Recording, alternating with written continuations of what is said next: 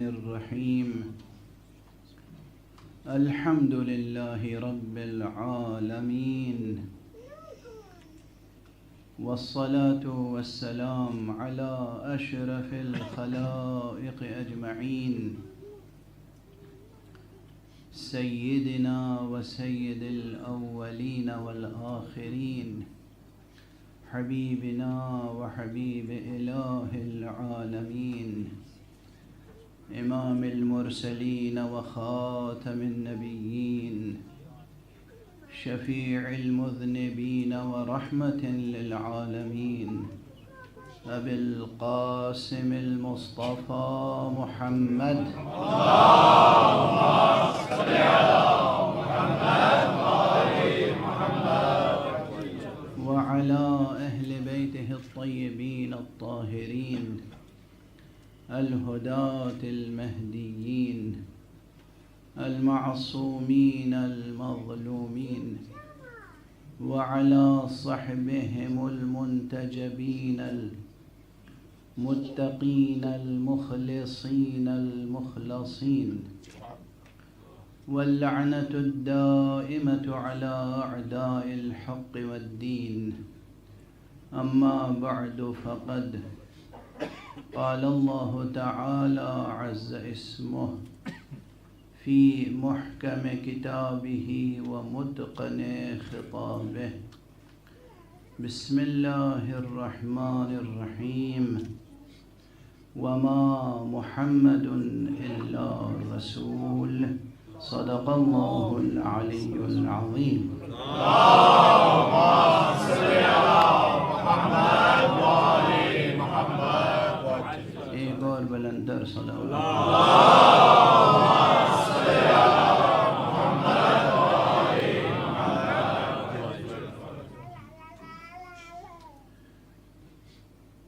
غالب کا ایک مطلع ہے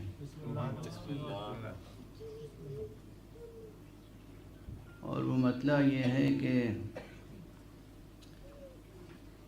منظور تھی یہ شکل تجلی کو نور کی منظور تھی یہ شکل تجلی کو نور کی قسمت کھلی تیرے قد و رخ سے ظہور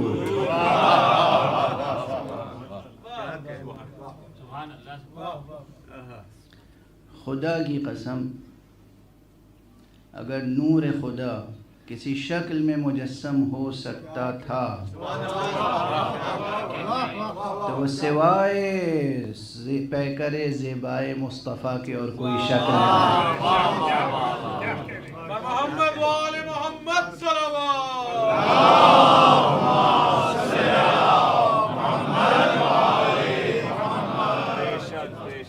یہ اور بات ہے کہ رب اکبر کا نور مجسم نہیں ہو سکتا یہ جو مجسم پیکر ہے ان کا یہ پیکر ہی دلالت کرتا ہے کہ یہ خدا نہیں ہے صلوات پڑھ دیجئے محمد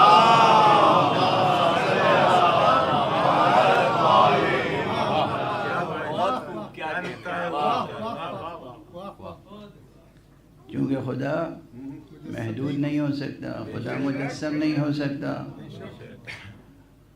تو اس لیے مصطفیٰ کا مجسم ہونا دلیل ہے کہ وہ خدا نہیں ہے علی کا مجسم ہونا دلیل ہے کہ وہ خدا نہیں ہے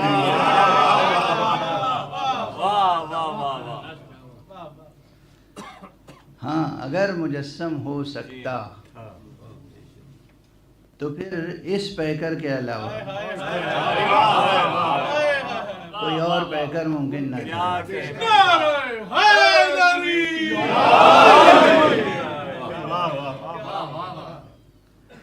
ظاہر میں مجسم ہو سکتا تھا تو مصطفیٰ بن سکتا تھا باطن میں مجسم ہو سکتا تھا تو مرتضیٰ بن سکتا تھا لیکن وہ نہ ظاہر میں مجسم ہو سکتا ہے نہ باطن میں مجسم ہو سکتا ہے بس ان کی نسبت آپس میں یہ رہی کہ یہ عالم خدا ہے عالم توحید وہ معلم توحید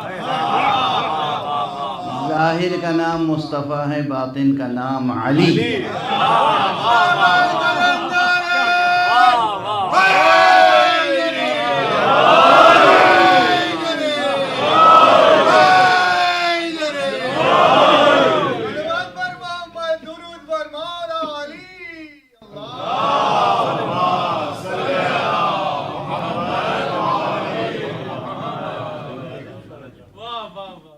بہرحال یہ تو ذہن علی میں رہے۔ میں نے یہ نسبت بھی جو قائم کی ظاہر و باطن کی، یہ بھی قرآن ہی کی روشنی میں ہے، اس لیے کہ قرآن مجید نے علی کو نفس نبی کہا۔ نفس تو باطن ہی میں ہوتا ہے۔ بہرحال ان کی نسبتیں آپس میں یہ جانے یا خدا جانے۔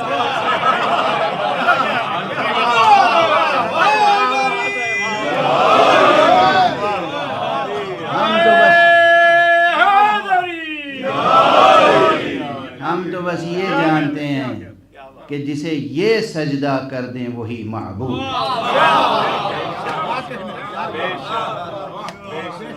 اور اگر کوئی معبود ہے تو وہی ہے جو محمد کو محمد بنانے والا ہے۔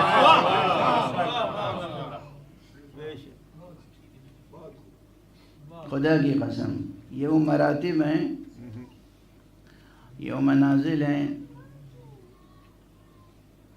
کہ جہاں عقل بشری ناکام ہو جاتی ہے۔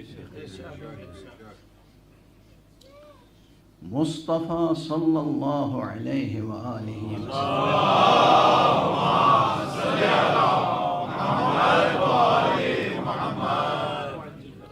یہ جملہ پہلے ہی کہہ لینے دیجئے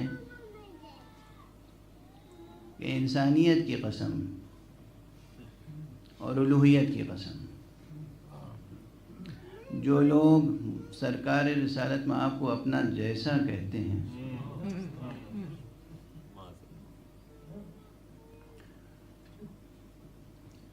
وہ اعمیٰ ہی ہو سکتے ہیں۔ اعمیٰ، اعمیٰ یعنی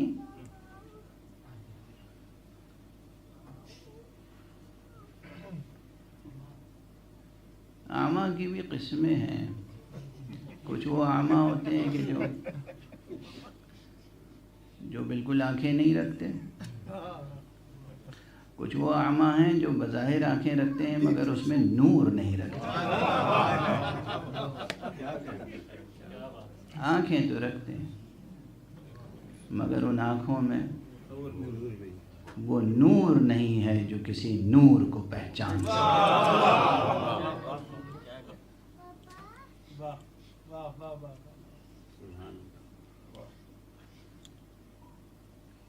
سرکار رسالت میں آپ کی عظمتیں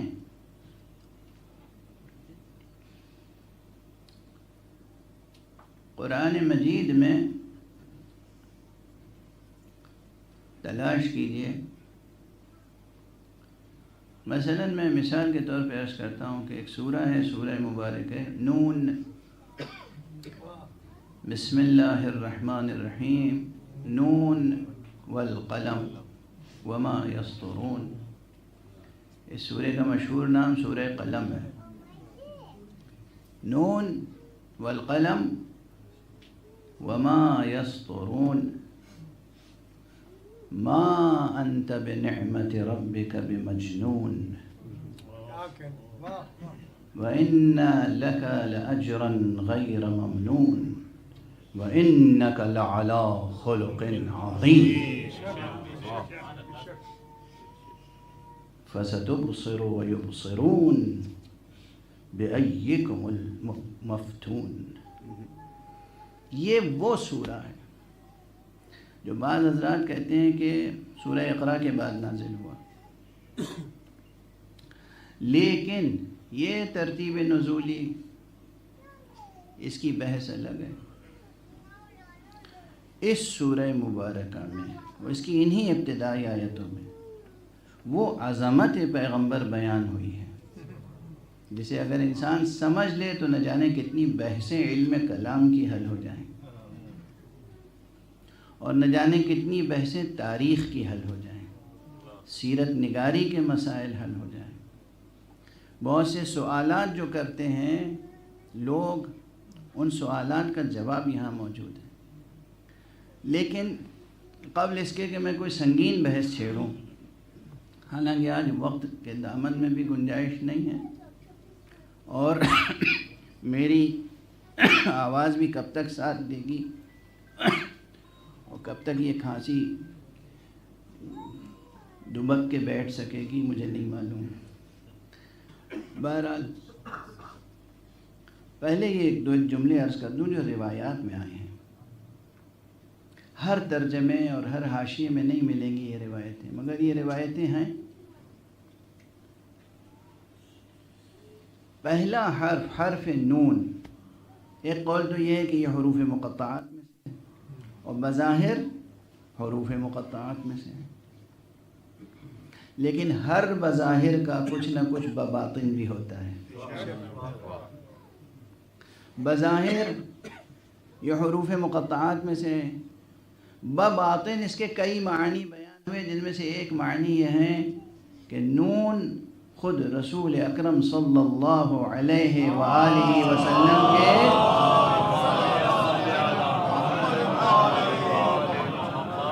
قرآنی ناموں میں سے ایک نام ہے، اور جس روایت میں یہ بیان ہوا کہ نون حضور اکرم کے ناموں میں سے ایک نام ہے، اس روایت میں یہ بھی بیان ہوا کہ آگے کا کلمہ جو ہے والقلم، یہ علی کا نام ہے۔ صلوات پڑھ دیجئے محمد۔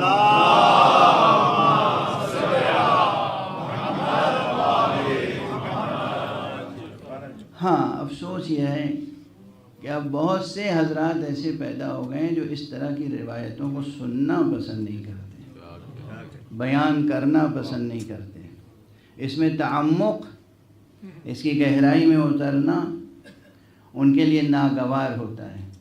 میں عرض کروں کہ ایسے مطالب کو سمجھنے کی کوشش کریں، اس سے دنیا بھی سنور جائے گی، آخرت بھی سنور جائے گی۔ ہر چیز کو غلو پر محمول نہیں کرنا چاہیے، اور قرآن تو وہ کتاب ہے جس کے بطون ہیں، اور بطون کے بطون ہیں، اور بطون کے بطون ہیں، یہاں تک کہ سب سے کمتر روایت یہ ہے کہ کم سے کم 7 بطون ہیں۔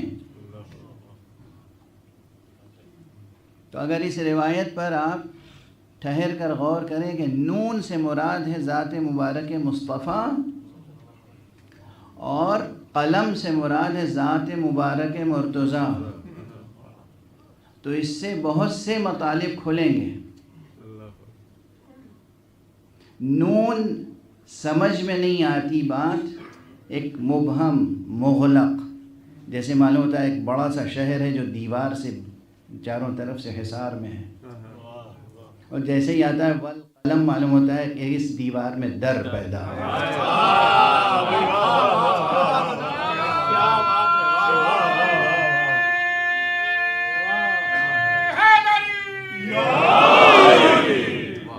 کیوں؟ اس لیے کہ قلم وسیلہ اظہار علم ہے، قلم وسیلہ اظہار علم ہے۔ علم ظاہر ہوگا کس ذریعے سے؟ قلم کے ذریعے سے۔ قلم ہی وسیلہ اشاعت علم ہے، تو معلوم ہوتا ہے کہ یہ نون والقلم نہیں لکھا ہوا ہے، یہاں لکھا ہوا ہے انا مدینۃ العلم وعلی بابہ۔ صلوات پڑھ دیجئے محمد وآلہ۔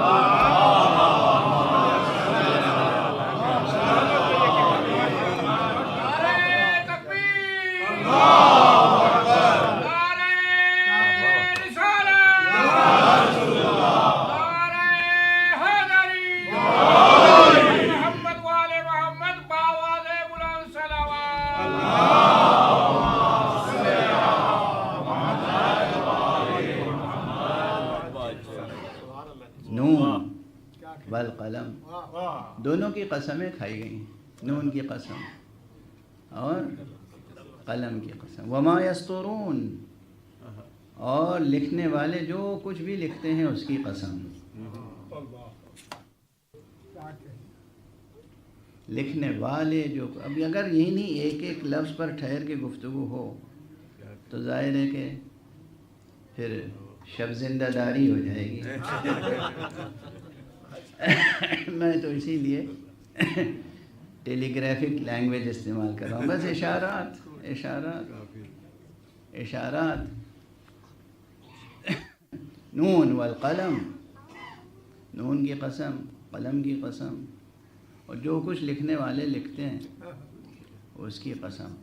گویا تمام سرمایہ علم و دانش کی قسم، کل کے کل سرمایہ علم و دانش کی قسم. ما انت بنعمت ربک بمجنون، اے میرے مصطفیٰ، اے میرے پیغمبر، اے میرے نبی، تم اپنے رب کی نعمت کے سبب دیوانے نہیں ہو. وہ دیوانے ہیں جو تمہیں دیوانہ سمجھتے ہیں.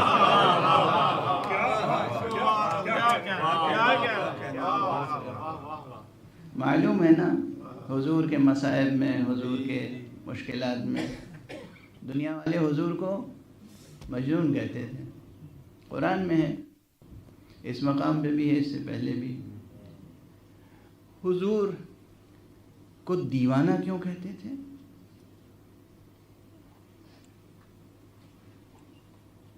عجیب بات.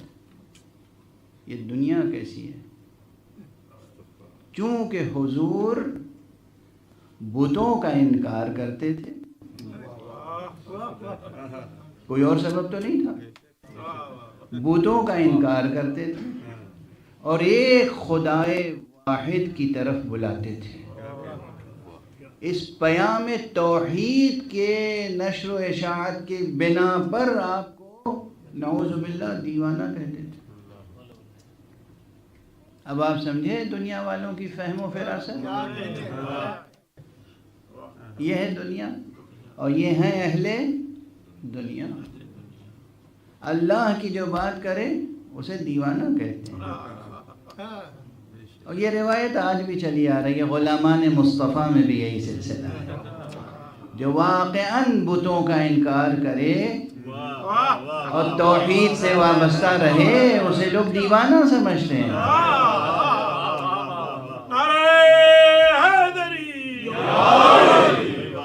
ایک سے ایک مشورہ دینے کے لیے آ جاتے ہیں. ارے کیا کر رہے ہیں آپ؟ ارے کچھ خیال تو کیجیے. کیا خیال کریں؟ ارے ذرا ٹرمپ کا تو خیال کر لیجیے. ارے ذرا ارے امریکہ، ارے جرمنی، ارے انگلستان. ارے آپ کیا کر رہے ہیں؟ دیوانگی ہے یہ وہ دیوانگی ہے جو ہمیں مصطفیٰ سے وراثت میں ملی. صلوات پڑھ دیں محمد.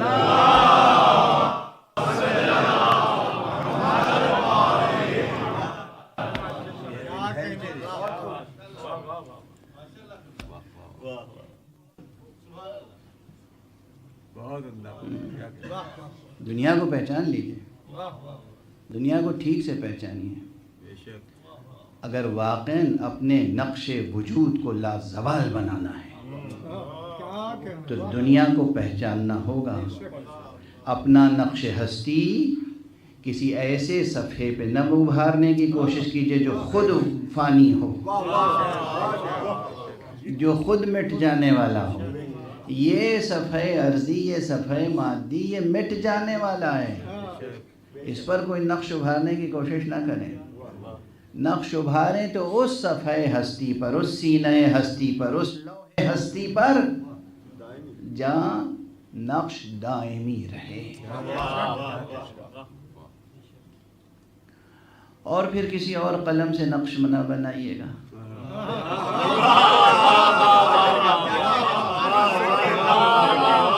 مداد ہو روشنائی ہو تو روشنائی عشق خدا، قلم ہو تو قلم مودت محمد و آل محمد.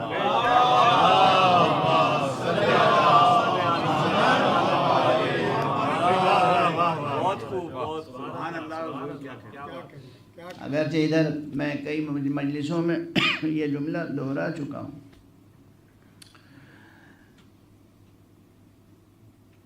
لیکن پھر آج دہرا رہا ہوں اس وقت، اور عرض کر کے آگے بڑھ جاؤں کہ آپ کے اور ہمارے دوسرے امام حسن مجتبی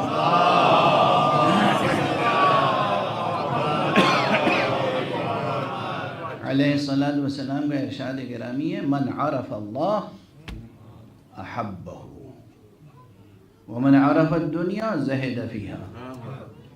جو اللہ کی معرفت حاصل کر لیتا ہے وہ اللہ سے محبت کرنے لگتا ہے، اور جو دنیا کی معرفت حاصل کر لیتا ہے وہ دنیا سے کنارہ کش ہو جاتا ہے۔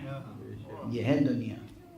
حقیقت میں ایک فارمولہ ہے، دنیا کو آپ حقیقت میں پہچان لیں گے تو دنیا سے نفرت ہوتی چلی جائے گی، خدا کو پہچانتے چلے جائیں گے تو خدا کی محبت میں اضافہ ہوتا چلے گا۔ وہاں صفات ایسے ہیں، یہاں خصلتیں ایسی ہیں۔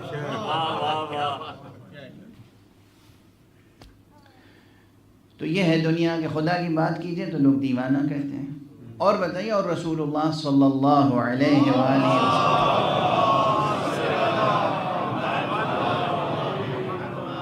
میں اور کون سی بات تھی ایسی جس کی بنا پہ نعوذ باللہ کوئی آپ کو دیوانہ کہہ سکتا، مجنون کہہ سکتا؟ سیرت سامنے ہے، واقعات زندگی سامنے ہے، تاریخ سامنے ہے، بلکہ تمام انبیاء کی سوانح عمریاں ایسی ہیں کہ جن تک تاریخ کی روشنی اس طرح نہیں پہنچی جس طرح ہمارے پیغمبر صلی اللہ علیہ وآلہ وسلم کی حیات طیبہ۔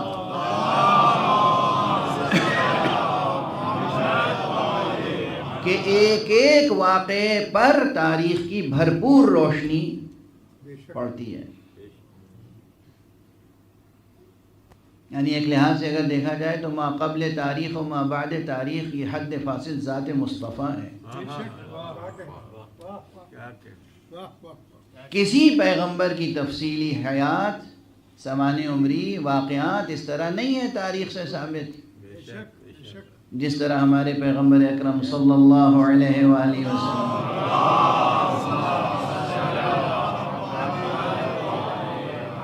آپ سیرت مصطفیٰ کا مطالعہ فرمائیں صلی اللہ علیہ وآلہ وسلم، اور آپ دیکھیں کون سا ایسا وقت، کون سی بات ہے، کون سی ادا ہے، کون سی سنت ہے، کون سی سیرت ہے، آپ کی عادتوں میں کون سی عادت ہے ایسی، آپ کے اوصاف میں کون سے اوصاف ہیں ایسے جس کی بنا پہ نعوذ باللہ 100,000 بار نعوذ باللہ کوئی کہہ سکے کہ یہ دیوانے مجنون ہے، سوائے اس کے کہ بتوں کا انکار اور توحید کی دعوت۔ اچھا، وہ بتوں کا انکار بھی کیا کہہ کے، کیوں کہہ کے؟ دلائل کے ساتھ۔ ابھی یہ جو تم نے بنا کے رکھا ہے، تم نے انہیں بنایا ہے یا انہوں نے تمہیں بنایا ہے؟ تم اپنی عقل سے تو کام لو۔ جو خود عقل کی طرف توجہ دلائے اسی کو مجنون ہونے کا کہنا، یہ ہے دنیا۔ اب پہچان رہے ہیں آپ دنیا؟ جو تمہاری عقلوں کو بیدار کرے اسی کو تانا دیا جائے دیوانگی کا، یہ ہے دنیا۔ سمجھ میں آ رہی ہے جوانوں، بچوں؟ اب ظاہر ہے میری زبان یہی ہے، یہ جو بچے یہاں لندن میں پروان چڑھے ہیں یہ ہماری زبان نہیں سمجھ پا رہے ہوں، یہ ماں باپ پہ فرض ہے کہ میری تقریر کا ترجمہ انہیں سنا دیں۔ صلوات پڑھ دیجئے محمد علی۔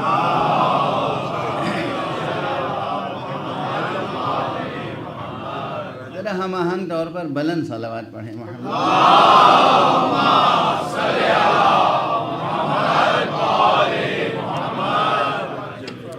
بہرحال اس آیت کریمہ میں کہا گیا کہ اے مصطفیٰ آپ اپنے رب کی نعمت سے وما انت بنعمت ربک ما انت بنعمت ربک بمجنون وان لک لاجرا غیر ممنون، اور آپ کے لیے تو نامتناہی اجر ہے، اللہ کی طرف سے وہ اجر ہے جو کبھی ختم ہونے والا نہیں ہے۔ ایک ایک فقرہ غور طلب ہے۔ اور پھر ارشاد ہوا وَإِنَّكَ لَعَلَىٰ خُلُقٍ عَظِيمٍ، اور بتحقیق، بے شک، بلا ریب آپ تو خلق عظیم پر فائز ہیں۔ فَسَتُبْصِرُ وَيُبْصِرُونَ، ان قریب اے حبیب آپ بھی دیکھیں گے اور یہ بھی دیکھیں گے ایکم المفتون، تم میں سے کون حقیقت میں دیوانہ ہے۔ سورہ اسی انداز سے آگے بڑھتا ہے۔ اب پورا سورہ تو نہیں سناؤں گا اس وقت، کیونکہ میرا ذوق بھی ہے کہ قرآن مجید کے ایک ایک لفظ پر طبیعت ایسی جم جاتی ہے، اس میں اتنی شیرینی ہے، اتنی جاذبیت ہے، اتنی کشش ہے کہ ہر لفظ جو ہے وہ اپنی طرف کھینچتا ہے۔ ایک صلوات پڑھ دیجئے محمد، آگے تشریف لے آئیں، آگے تشریف لے آئیں۔ محمد والے محمد صلوات۔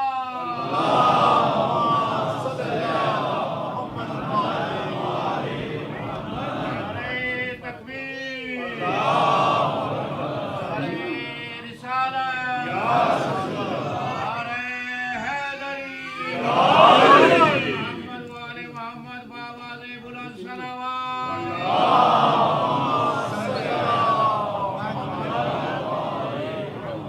ایک اور بلندر صلوات پڑھنے والا۔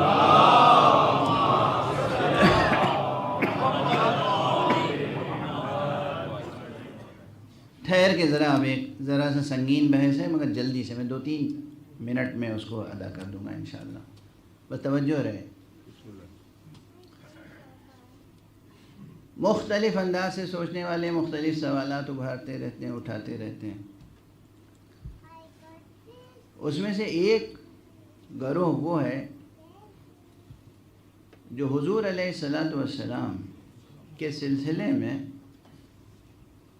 یہ کہتا ہے کہ وہ کچھ بھی نہیں تھے بھائی، بالکل ہماری طرح تھے بھائی، یہ تو اللہ کا لطف و کرم تھا کہ اس نے وحی ان پر نازل کی۔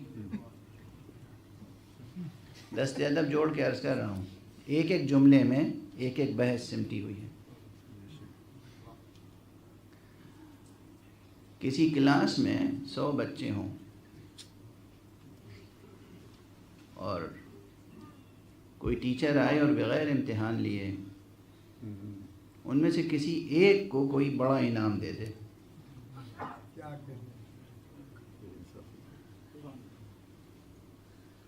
دنیا کیا کہے گی اس ٹیچر کے بارے میں؟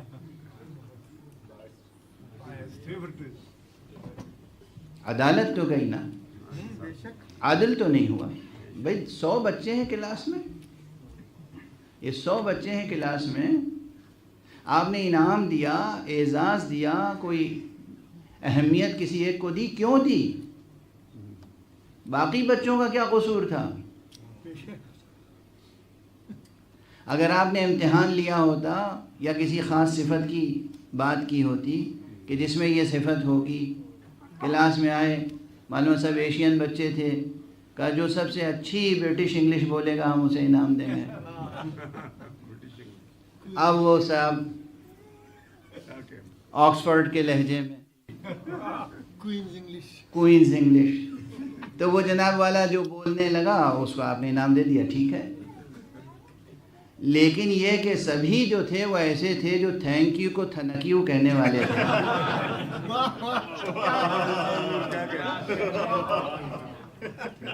جو نالج لکھا ہوا تھا اسے کہہ رہے تھے کنو لد گئے۔ میں لطیفہ کوئی نہیں کر رہا ہوں، برداشت کیجیے۔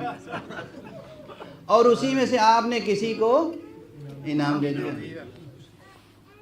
لکھا تھا انٹلیکچوئل پڑھ رہے تھے، انٹل کا چول،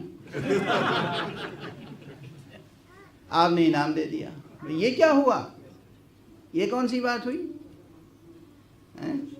آج بچے غور سے دیکھ رہے ہیں کہ یہ اس طرح کی بھی تقریر کر سکتے ہیں۔ ہاں میں کر سکتا ہوں، ٹھیک ہے۔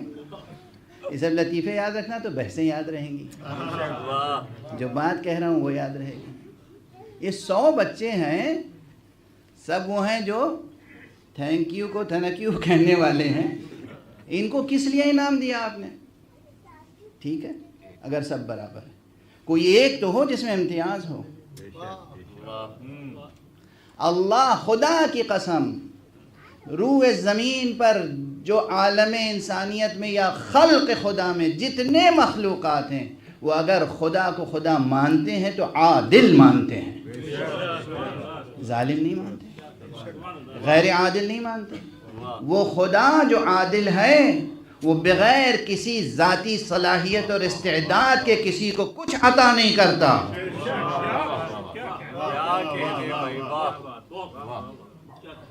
اس لیے یہ ماننا پڑے گا کہ مصطفیٰ صلی اللہ علیہ وآلہ وسلم کی ذات گرامی میں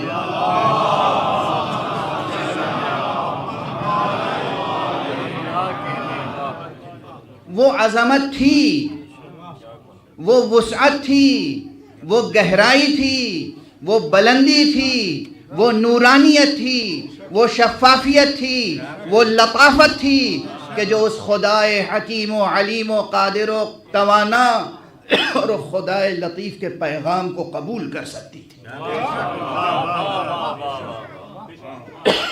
اگر یہ نہ ہوتا، اگر حضور میں ذاتی صلاحیت و استعداد نہ ہوتی تو جبرائیل انہی کے پاس نہ آتے.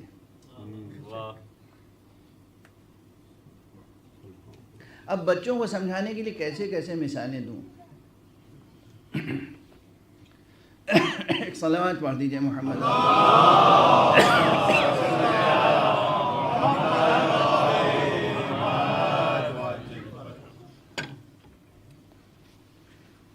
مثال ہی ہے، حکیمانہ و فلسفیانہ بحث و کلامی بحث اپنی جگہ. بچے یہ یاد رکھیں گے کہ یہ جو ڈرون ہے یہ تو کہیں بھی اتر سکتا ہے. جو ڈرون سے ذرا بڑا ہیلی کاپٹر ہوتا ہے اس کے لیے ہیلی پیڈ ضروری ہے. اس سے بڑا اگر کوئی بوئنگ ہے اس کے لیے وہ ہر ہیلی پیڈ پہ نہیں اتر سکتا، اس کے لیے پراپر کوئی ایئرپورٹ چاہیے. اچھا، وہ جو عام طور پر سیویلینز کے استعمال کے لیے ایئرپورٹس ہوتے ہیں اور رن وے ہوتے ہیں، ان پہ بہت سے جہاز آتے جاتے ہیں، کارگو کے اور پیسنجر جہاز. لیکن یہ جو جنگی جہاز ہیں جو ایٹم بم لے کے اڑتے ہیں یہ ان پر نہیں اتر سکتے. نہ وہاں اتر سکتے ہیں نہ وہاں سے ٹیک آف کر سکتے ہیں. ان کے ٹیک آف کرنے کے لیے بھی الگ ایئرپورٹ اور رن وے چاہیے اور اترنے کے لیے بھی الگ رن وے چاہیے. تو جناب والا جبرائیل کے اترنے کے لیے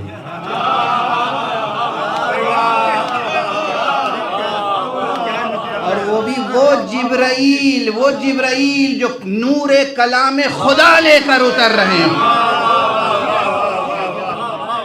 جو وحی الہی کے امین ہوں اور وحی الہی لے کے اتر رہے ہوں، کسی بھی دل پہ نازل ہو جائیں گے.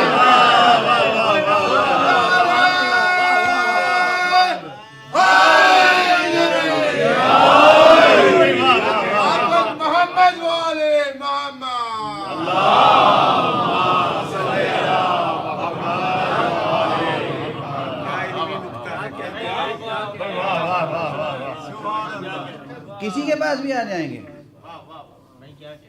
کسی کے پاس آ جائیں گے. ممکن نہیں ہے. اس لیے وہ حدیث ضعیف نہ سمجھیں. وہ حدیث ایک حقیقت کو بیان کرتی ہے.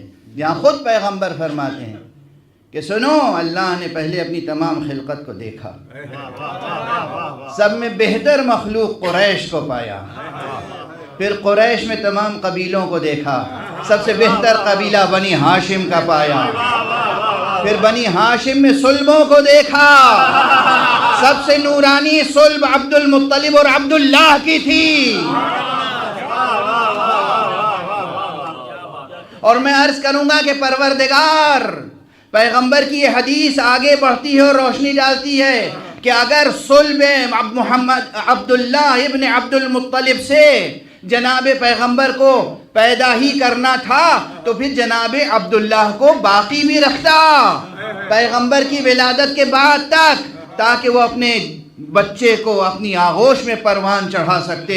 لیکن ان کو پہلے اٹھا لیا. محمد در یتیم کی حیثیت سے پیدا ہوئے تاکہ یہ بھی معلوم ہو سکے کہ عبداللہ کے بعد اگر کوئی عظیم شخصیت تھی تو وہ تھی جو عبداللہ کے در یتیم کو اپنے آغوش میں لے کر پروان چڑھانے والی تھی، جس کی نسل سے ولایت کا سلسلہ جاری.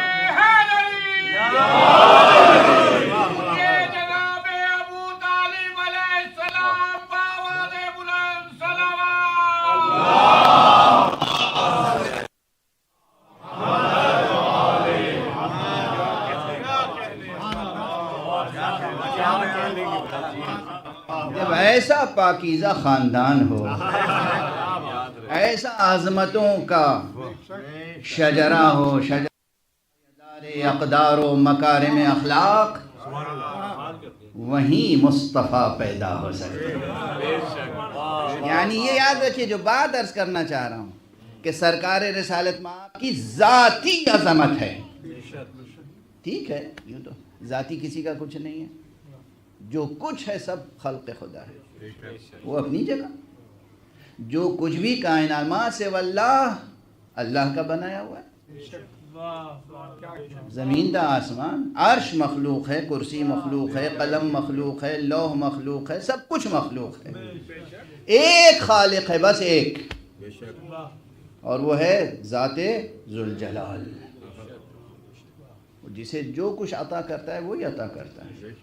لیکن قرآن مجید میں سرکار رسالت مآب کی نسبت سے جو آیتیں ہیں، جہاں حضور کو امتیازی حیثیت سے کچھ عطا کیا ہے، وہاں کہا ہے کہ یہ ہم نے عطا کیا ہے، اِنَّا أَعْطَيْنَاكَ الْكَوْثَرَ، ہم نے کوثر آپ کو عطا کیا ہے، ٹھیک ہے نا؟ ایسی اور بہت سی اور آیتیں ہیں۔ یہاں کہا گیا اِنَّكَ لَعَلَىٰ خُلُقٍ عَظِيمٍ، بے شک تم خلق عظیم پر فائز ہو۔ یہ نہیں کہا گیا ہم نے تم کو خلق عظیم پہ فائز کیا۔ حضور کے کردار اور حضور کی ذات و صفات کی اصالات اس آیت میں ظاہر ہو رہی ہیں۔ گواہ کون؟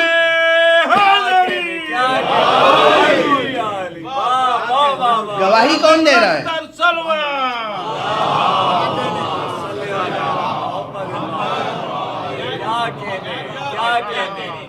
گواہی خدا دے رہا ہے نا، وہی خدا جو کہہ رہا ہے کہ ہم نے تمہیں کوثر دیا، وہی خدا کہہ رہا ہے کہ تم ہو تم جو خلق عظیم پہ فائز ہو، وہی خدا جس نے کہا ہم تمہیں معراج پہ لے گئے، وہ کہہ رہا ہے تم عظمتوں کے مالک ہو۔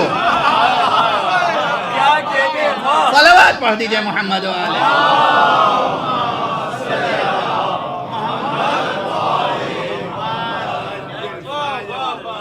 یہ ایک باب ہے سمجھنے کا کہ قرآن مجید سے وہ آیتیں تلاش کیجئے جہاں اللہ نے حضور کی ذاتی سیرت اور عظمت اور ذاتی کردار اور آپ کی ذات اور آپ کے اوصاف کو سراہا ہے۔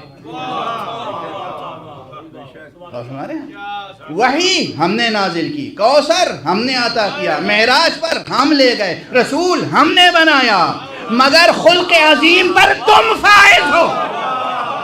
صلوات پڑھنے محمد والے۔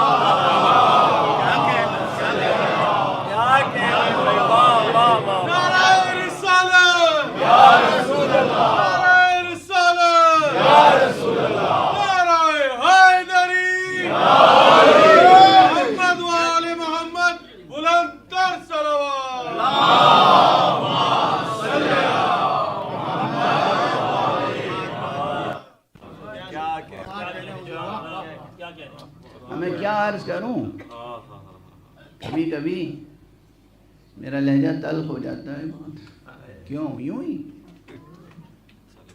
ہاں یہ میری دیوانگی ہے، مگر دیوانگی عشق محمد ہے۔ بعض ایسے لوگ گزرے ہیں اور ہیں، نعوذ باللہ، 100,000 بار نعوذ باللہ، خاکم بدہن، میں کہتا ہوں نقل کفر نہ باشد۔ حوالہ دے رہا ہوں کہ جرا والا کہتے ہیں کہ رسول اللہ آخر اسی معاشرے میں تو پیدا ہوئے تھے، وہ جاہلیت کا معاشرہ، تو یقین کیجئے کہ وہ جو جاہلیت کا معاشرہ تھا تو نصف سے زیادہ یا کم سے کم نصف اوصاف و خصائص تو آپ میں وہی جاہلیت کے تھے۔ ایسے قلم کو بھی جلانے کا جی چاہتا ہے، صاحب قلم کو بھی جلانے کا۔ اب میں نام نہیں لے سکتا، یہ جملے لکھے کن لوگوں نے، ہاں کم سے کم نصف خصائل تو آپ میں مجاہد، اس لیے کہ جس معاشرے میں تو اب کہتے نہیں کہ بھائی آدمی جس معاشرے میں ہوتا ہے اس معاشرے کی باتیں تو اس میں پائی جاتی ہیں۔ یہ نہیں جانتے کہ مصطفیٰ کبھی جاہلیت کے معاشرے میں نہیں رہے، جاہلیت جس معاشرے کا لقب ہے وہ معاشرہ وہ ہے جو مصطفیٰ سے ہمیشہ الگ رہا.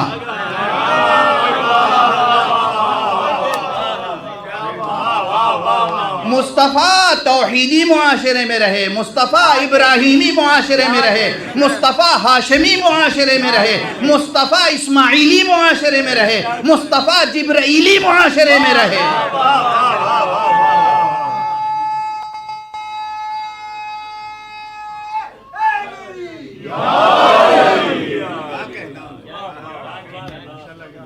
وہ معاشرہ جو دامن مصطفیٰ کو نہ تھام سکا وہ جاہلیت کا شکار تھا.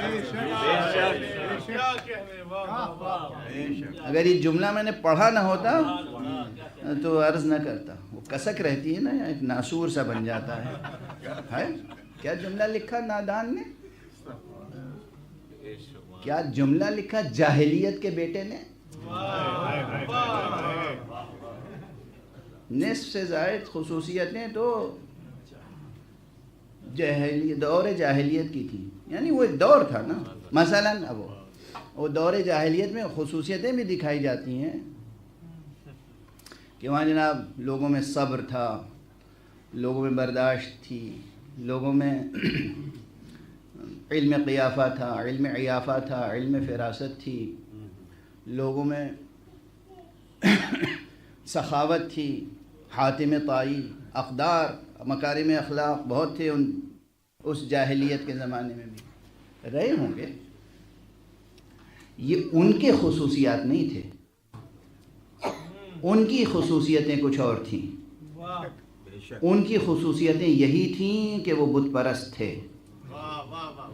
یہ جو کچھ بھی خصوصیتیں تھیں، صبر کی، سخاوت کی، آگہی کی، تحمل کی، یہ سب خصوصیتیں اس لیے تھیں کہ وہ اس شہر میں رہتے تھے جہاں درمیان میں مصطفیٰ کا گھر تھا.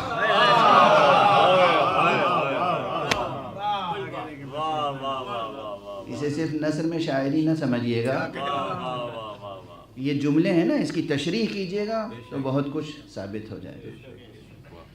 کبھی کبھی عام لوگ جو ہوتے ہیں وہ معاشرے کے تحت پروان چڑھتے ہیں. کبھی ایک شخصیت ایسی ہوتی ہے جو معاشرے کو بدل دیتی ہے. کبھی کبھی ایک شخصیت ایسی ہوتی ہے جو معاشرے کو بدل دیتی ہے. اب یہ تو انسانی تاریخ میں دیکھ لیجئے، غیر مسلموں میں دیکھ لیجئے. پورا ملک کوئی خاص سوچ لیے بیٹھا ہے، ایک شخص ابھرتا ہے، ایک نیا نظریہ دیتا ہے، پھر قوت کے ساتھ اس کی تبلیغ کرتا ہے، اور نتیجہ یہ ہے کہ پورا معاشرہ، پورا ملک جو ہے اس نظریے کو قبول کر لیتا ہے. پھر وہاں انقلاب آ جاتا ہے. ہوتا ہے نہیں ہوتا ہے؟ تو یہ نہ سمجھیے کہ سب انسان ایک جیسے ہوتے ہیں اور یہاں ٹھہر کے سب کہیں گے ہاں سب انسان ایک جیسے نہیں ہوتے. لیکن جیسے ہی پیغمبر کی بات ہوگی ہاں وہ تو ہمارے ہی جیسے تھے. ابھی اس سے پہلے مجلس میں عرض کر چکا ہوں، یہ جملہ اپنا ہی جملہ میں دہرا رہا ہوں. ایک صلوات پڑھ دیجیے.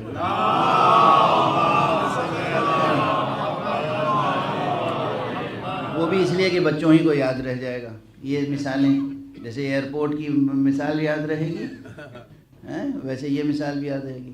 یہ دنیا میں یہ لوگ کہتے ہیں مصطفیٰ ہمارے جیسے تھے، یہ لوگ ہمارے ہی جیسے تھے. یہ بحث بہت گہری ہے. ہم تو اسے بہت ہلکی کر کے سمجھا رہے ہیں کہ دیکھیے یہ ہمارے ہی جیسے تھے، یہ تو کھرچ کے ذہن سے نکال دیجئے، اس لیے کہ یہ ایک باطل نظریہ ہے. اللہ نے کوئی شے ایک جیسی نہیں پیدا کی. انسان تو انسان ہے، کوئی شے اللہ نے ایک جیسی نہیں بنائی. ایک جیسی چیزیں وہ بناتا ہے جس کی قدرت محدود ہو. سنو ہم سے توحید سنو. نبوت سمجھ میں نہیں آئے گی جب تک توحید سمجھ میں نہ آئے. ولایت سمجھ میں نہیں آئے گی جب تک نبوت سمجھ میں نہ آئے.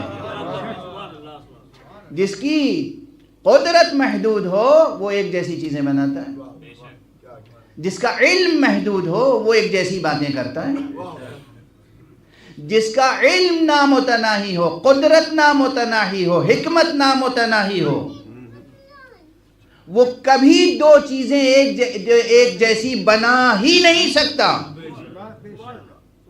اس کی شان قدرت کے خلاف ہے. ارے بہت سے شاعروں میں طبقات ہوتے ہیں نہیں ہوتے ہیں. کوئی شاعر ہوتا ہے جس نے دو چار جوانی میں طبیعت جو تھی پرفروغ تھی، جوش تھا، مطالعہ تھا، کریٹیویٹی تھی، ذہن تازہ تھا، زندہ تھا، 100-200 غزلیں کہہ لی، اور اس کے بعد 50 سال تک خاموش، کوئی نیا شعر ہی نہیں ہو رہا ہے. کیوں؟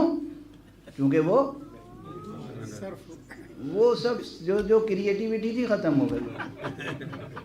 اب ہر محفل میں وہی سنا رہے ہیں. ہاں ایسے بڑے بڑے نمونے آپ جانتے ہوں گے. میں نے آپ کی طرف اشارہ اس لیے کیا کہ آپ پہچانتے ہیں ایسے لوگوں کو جو جناب 50 برس 60 برس پہلے کا جو کلام ہے سنتے چلے جائیے. اور آپ لوگوں کو بھی داد دیتا ہوں.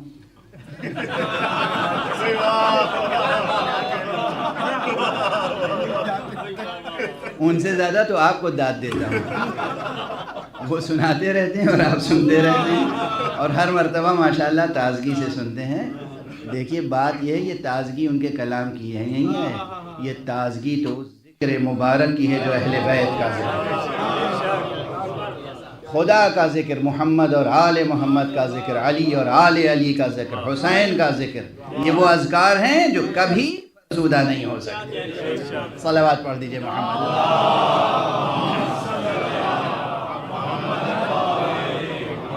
بہرحال ایک یہ شاعر، ایک قسم یہ ہوئی کہ بھئی کہہ لیا شعر سناتے پھر رہے ہیں. دوسرے شاعر بھی ہوتے ہیں جو ان سے بڑے جینیس ہوتے ہیں، اور تاریخ میں مثال موجود ہے. فارسی کے ایک شاعر کی مثال مجھے یاد آ گئی، عرفی بہت بڑا شاعر ہے، بہت بڑا شاعر ہے، سینکڑوں شاعروں کا ایک شاعر ہے. آج بھی عرفی کا دیوان پڑھ کے نہ جانے کتنے شاعر بن سکتے ہیں. جینیس. اور کم عمری میں انتقال ہوا.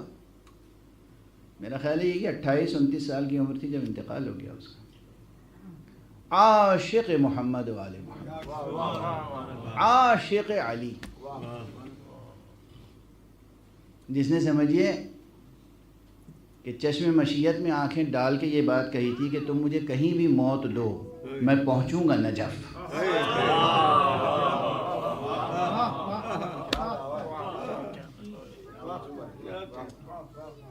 میں نجف پہنچوں، میں جاؤں گا وہاں، میری منزل وہ ہے. یہ عرفی کا دیوان چوری ہو گیا. تو اس کے جو معاصرین تھے وہ آئے، بڑے بڑے شاعر، جینیس، بزرگ، سب گویا پرسہ دینے کے لیے آئے. حقیقت ہے کسی شاعر کا دیوان غائب ہو جائے اس کے لیے تو صدمہ ہے. جوان بیٹے کی طرح، جیسے خدا نخواستہ کسی کا جوان بیٹا گزر جائے، ویسے ہی دیوان یا تصنیف کسی کی کتاب، کسی کی ریسرچ تھیسس غائب ہو جائے. آپ سوچئے، آپ محنت کریں کسی بھی فیلڈ میں اور آپ کی جو تھیسس ہے وہ غائب ہو جائے، کیا گزرے گی؟ تو لوگ پرسہ دینے کے لیے آئے گویا. وہ تھا جینیس، انہوں نے اپنی طرح کا سمجھا تھا. یہ جب آئے دل میں تو خوش ہو رہے تھے کہ اچھا ہوا دیوان جناب کا چوری ہوا. ظاہر میں وہ کہنے آئے تھے کہ بھائی بڑا افسوس ہوا. انہوں نے کہے گا افسوس؟ ارے چور ایک دیوان لے گیا، ایسے سینکڑوں دیوان میرے ذہن میں موجود ہیں.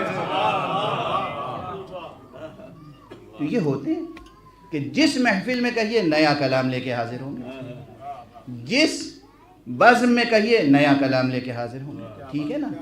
جب عام انسانوں میں یہ مثالیں موجود ہیں کہ کوئی خلاق کسی دو بزم میں ایک جیسا کلام پیش نہیں کرتا، تو جو خالق این و آ ہے، یہ ممکن کیسے ہے کہ پروردگار دو چیزیں ایک جیسی پیدا کر دے؟ ذہن میں راسخ ہو رہی ہے بات. اور اس کی سادہ سی سامنے کی مثال کیا ہے جو بچوں کو یاد رہے گا، بھول ہی نہیں سکتا. کوئی بچہ ہو، بڑا ہو، کوئی نہیں بھول سکتا۔ قرآن مجید میں سورہ قیامت میں بھی اس کا ذکر ہے، لیکن ہم ویسے ہی آپ کو بتائے دیتے ہیں۔ یہ جو انگلیاں ہیں نا آپ کی پوریں، کتنے انسان ہیں کرۂ ارض پر؟ کسی دو انسان کی ایک جیسی نہیں۔ یہ ایک سچائی ہے نا، سائنٹیفک ریئلٹی ہے۔ اور اسی طرح آپ شریفوں کو تو نہیں پہچانتے، مجرموں کو پہچانتے ہیں۔ یہ طریقہ وہ ہے جو مجرموں کو تلاش کرنے کا طریقہ بنا لیا گیا ہے، ٹھیک ہے نا؟ بہرحال جو جیسا ہوتا ہے وہ ویسے ہی کو تلاش کرتا ہے۔ خیر، کبھی کبھی اچھے مقصد سے بھی تلاش کیا جاتا ہے، وہ ایک الگ بحث ہے۔ اب یہ بحث میں یہاں آگے نہیں بڑھاؤں گا، میں بس اتنی بات کہہ دوں کہ یہ مثال ہے روشن۔ کرۂ ارض پر جتنے انسان ہیں کسی کی یہ پورے ایک جیسی نہیں۔ کیوں؟ وہ اللہ، اس کی قدرت نامتناہی ہے، اس کا علم نامتناہی ہے۔ کسی کو کوئی دو چیزیں تو اس نے ایک جیسی نہیں بنائی، محمد کو ہمارے جیسا بنا دیا۔ سبحان اللہ، سبحان اللہ، صلوات پڑھیے محمد۔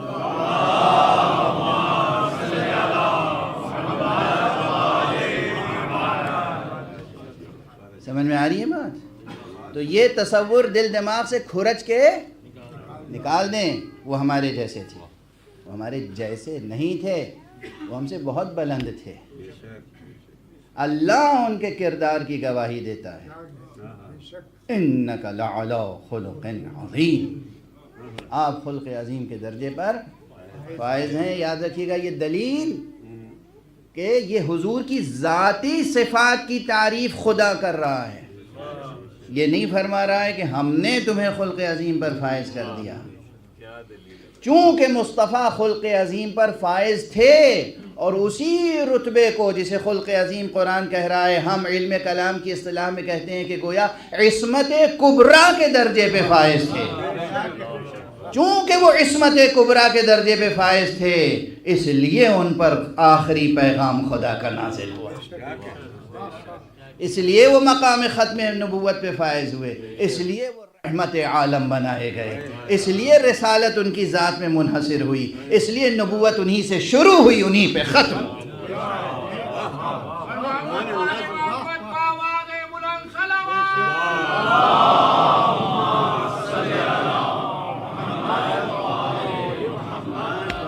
مصطفیٰ صلی اللہ علیہ وآلہ وسلم۔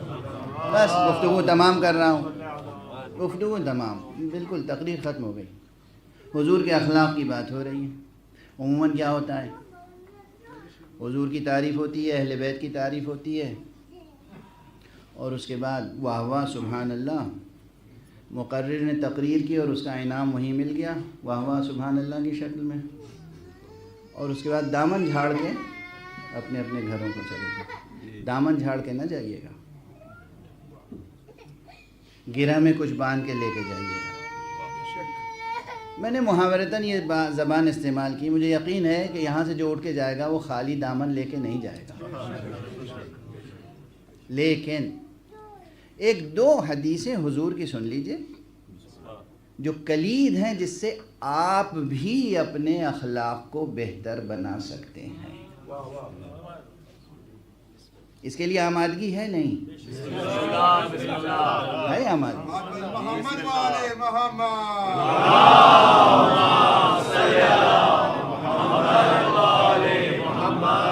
حضور تو اس بلندی پر ہیں کہ اس بلندی تک کوئی پہنچ نہیں سکتا،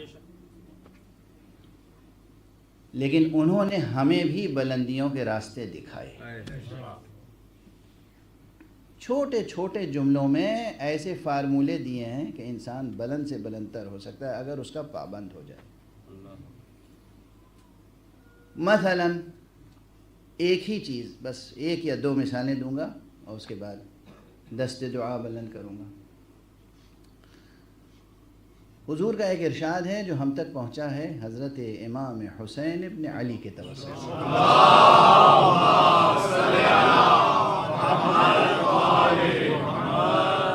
یعنی اس کے راوی امام حسین ہے، اس کے راوی امام زین العابدین ہے، اس کے راوی امام علی ابن ابی طالب ہے۔ یعنی حضرت علی ابن الحسین بیان کرتے ہیں امام حسین سے، امام حسین بیان کرتے ہیں امام علی ابن ابی طالب سے، اور بعض روایتوں میں امام حسین براہ راست پیغمبر سے بیان کرتے ہیں۔ فرماتے ہیں کہ حضور نے فرمایا من حسن اسلام المرء ترکہ ما لا یعنیہ، کسی انسان کے اسلام کے بہترین رتبے پر فائز ہونے کی ایک کلید یہ ہے کہ جو چیزیں، جن چیزوں سے وہ کنسرن نہیں ہے، جو چیزیں اس سے کنسرن نہیں ہے، اس کو وہ ترک کر دے۔ سادہ سی بات ہے۔ جب آپ دیکھیے ہماری فکر، ہماری سوچ، ہمارا ہم و غم، ہمارا وقت، ہماری زندگی، ہمارا روپیہ پیسہ کتنا ضائع ہوتا ہے ان چیزوں میں کہ جن سے واقعاً ہمیں کوئی لینا دینا نہیں ہے۔ اپنا کردار سنوارنے کے بجائے دوسروں کے بارے میں سوچتے رہتے ہیں۔ سوچ رہے ہیں آپ؟ اگر اس ایک چیز کا انسان پابند ہو جائے، جو چیز مجھ سے متعلق نہیں ہے اس کے بارے میں کیا سوچنا، جو چیز مجھ سے متعلق نہیں ہے اس کے بارے میں کیا گفتگو کرنا۔ لوگ گفتگو کرتے ہیں الا ماشاء اللہ، گھنٹوں باتیں کریں گے، اس میں مغز سخن کچھ نہیں ہے، کام کی بات کچھ نہیں۔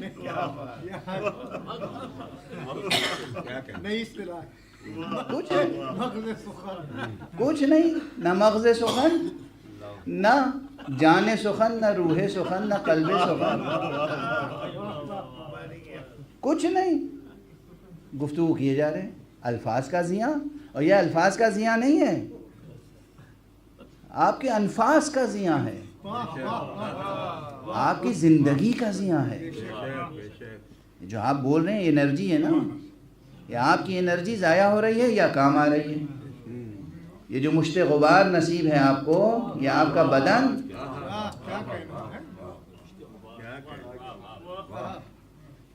کام آ جائے تو اکسیر، نہ کام آئے تو خاک۔ اگر یہ کام آ جائے تو اکسیر، نہ کام آئے تو خاک۔ تو آپ اکسیر بننے کی کوشش کیجئے، آپ خدا سے دعا کیجئے کہ پروردگار ہمیں عرفان مصطفیٰ عطا فرما، پروردگار ہمیں مصطفیٰ کے توسط سے اپنی توحید کی معرفت عطا فرما، پروردگار ہمیں مصطفیٰ صلی اللہ علیہ وآلہ وسلم کی نسبت سے جو سلسلہ ولایت قائم ہوا، اس سلسلہ ولایت کی معرفت عطا فرما۔ دیکھیے کیا پروردگار عالم کی حکمت ہے، جس تاریخ میں ولادت پیغمبر ہوئی اسی تاریخ میں ولادت حضرت امام جعفر صادق علیہ السلام۔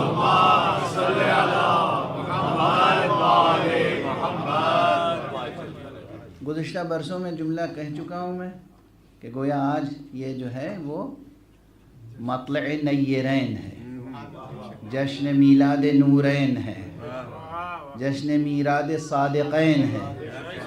اب یہ جملہ میرا نہیں، یہ بہت مشہور جملہ ہے۔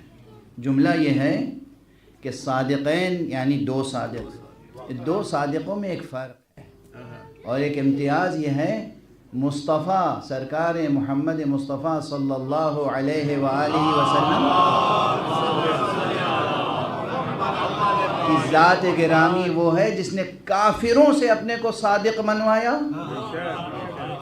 اور امام صادق وہ ہیں کہ جنہوں نے منافقوں سے اپنے کو صادق منوایا۔